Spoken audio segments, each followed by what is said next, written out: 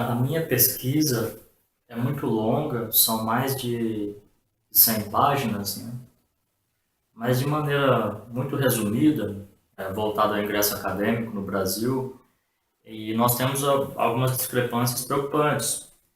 Por exemplo, aquela jovem negra ou branca de 19, 20 anos, que é técnica em enfermagem ou técnica em radiologia, essa jovem de 19, 20 anos que mora lá na periferia e tem formação na área, ela já estudou centenas de páginas de anatomia, fisiologia, aplicação intramuscular, aplicação intravenosa, até o ângulo da agulha é calculado, estudado profundamente por esses profissionais, essas profissionais, e está no ambiente real do hospital, exposto a infecciosos, salubridade, periculosidade.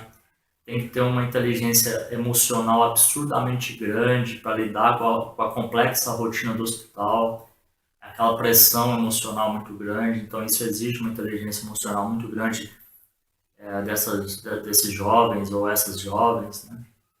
E o ingresso acadêmico em medicina ou outros cursos na área de saúde não perguntam nada do que essa profissional sabe. Ou seja, eu tenho essa negra de 19 anos que mora na favela, que é técnica em enfermagem, e o ingresso em medicina nunca perguntou nada disso. Então, é esquizofrênico, né? Logo, o conhecimento específico é deixado de lado.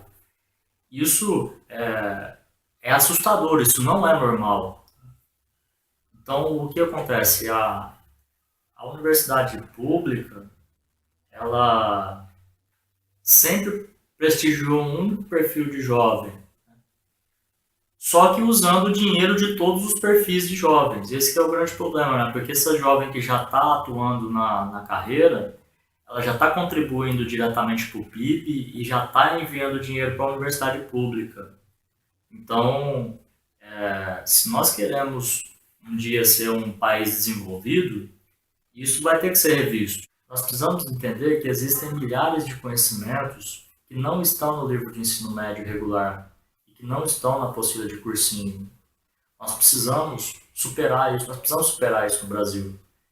Então, esse jovem profissional, todo o rico conhecimento que ele possui nunca foi avaliado no ingresso universitário na instituição pública no Brasil. Então, isso é um dos agentes de concentração de renda e um dos agentes de desigualdade, porque os jovens mais pobres, eles são melhores nos conhecimentos profissionais, mas nada disso é avaliado no ingresso universitário.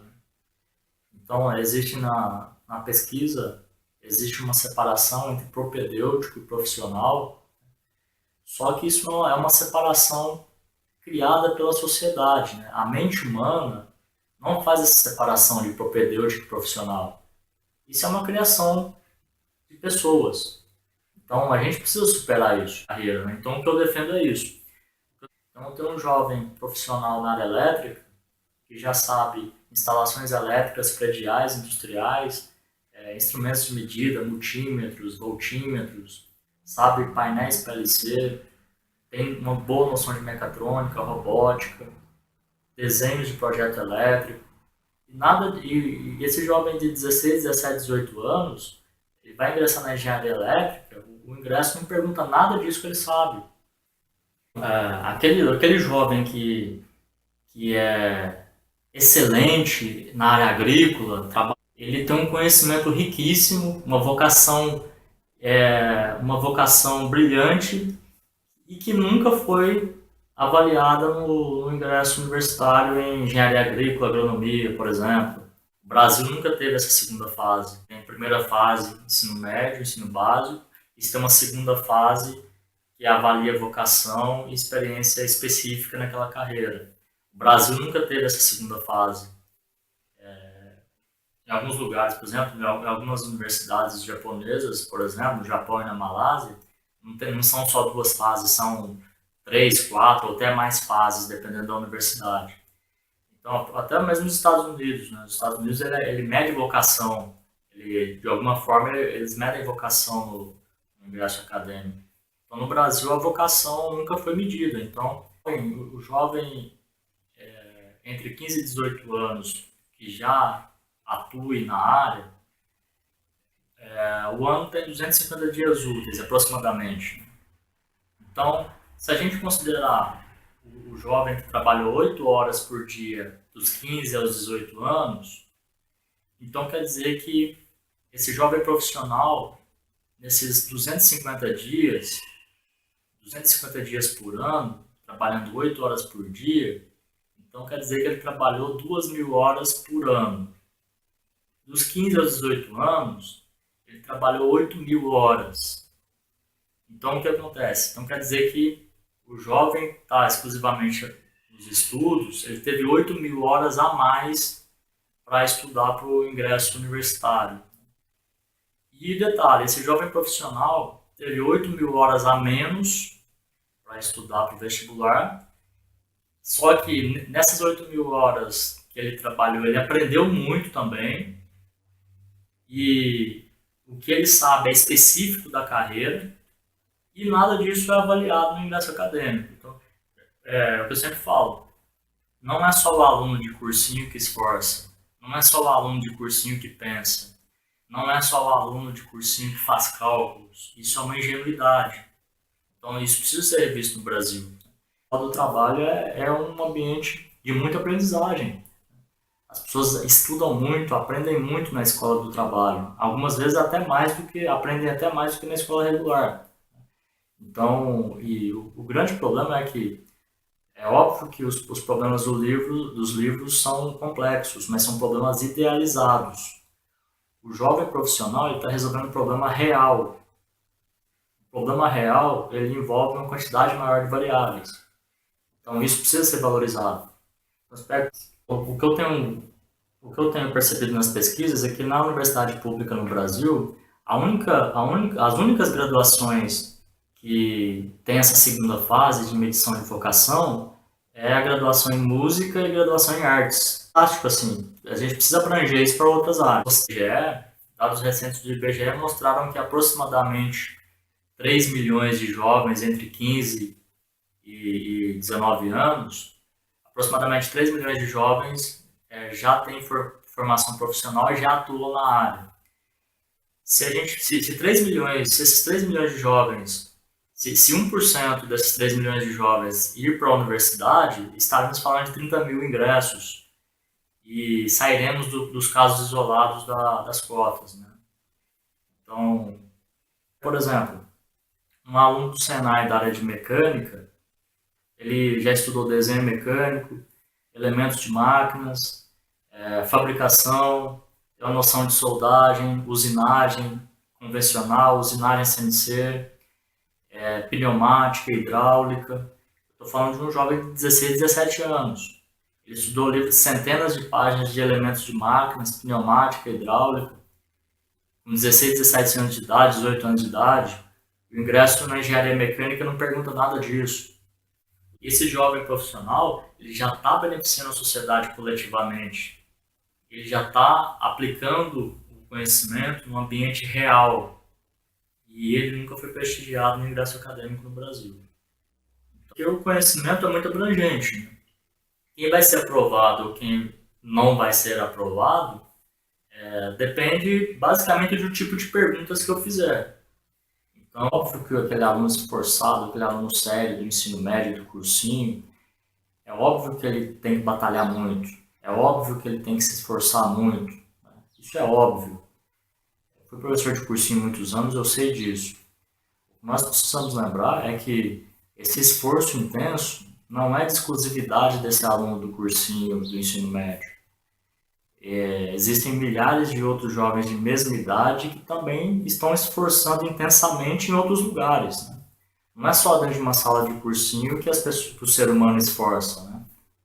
Então, o ser humano aprende e esforça intensamente em outros lugares também.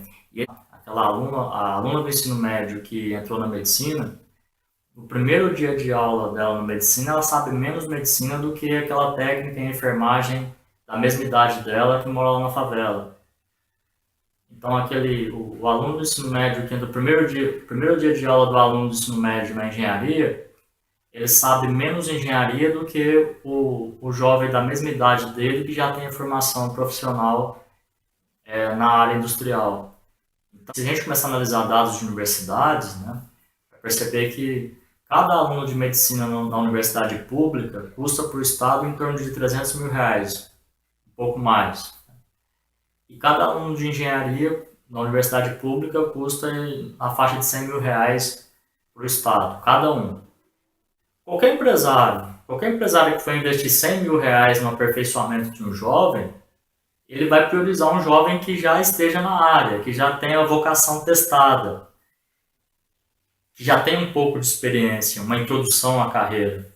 Aí você vê que o ingresso acadêmico é esquizofrênico, porque ele faz exatamente o contrário. Ele prioriza o jovem que ainda não tem conhecimento nenhum sobre aquela carreira específica. Então a gente precisa superar isso, carreira. Né? Então o que eu defendo é isso. O que eu defendo é um ingresso com 50% conhecimento de ensino básico, ensino médio, e os outros 50% é uma prova essa comissão de professores que trabalha com formação profissional montar essa segunda fase em que serão avaliados a vocação desse candidato e o conhecimento específico, que até então, aproximadamente 200 anos, e nunca foi avaliado. Porque o conhecimento é muito abrangente. 30% das vagas na universidade pública avaliar conhecimento profissional, teremos um ingresso muito maior de negros e brancos pobres, e defendo com muita força também, de forma enfática, que esse procedimento vai melhorar o ensino básico público, porque esse jovem profissional que está lá na escola pública, ele vai ter uma motivação muito grande, porque ele sabe que o conhecimento profissional é carreira. Esse argumento de falar que o jovem profissional ele foi formado para ser mão de obra é um argumento inconsistente e ele viola artigos importantes da Constituição. Né?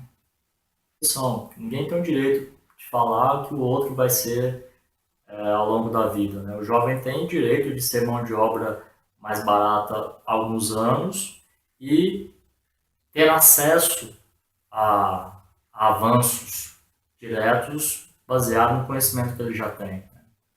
Então, isso precisa ser superado no Brasil. E eu repito, existem milhões de conhecimentos importantes que não estão nos livros de ensino médio, não estão nas apostilas de curso pré-vestibular. Então, se a gente quer ser país desenvolvido um dia, o ingresso universitário precisa superar isso.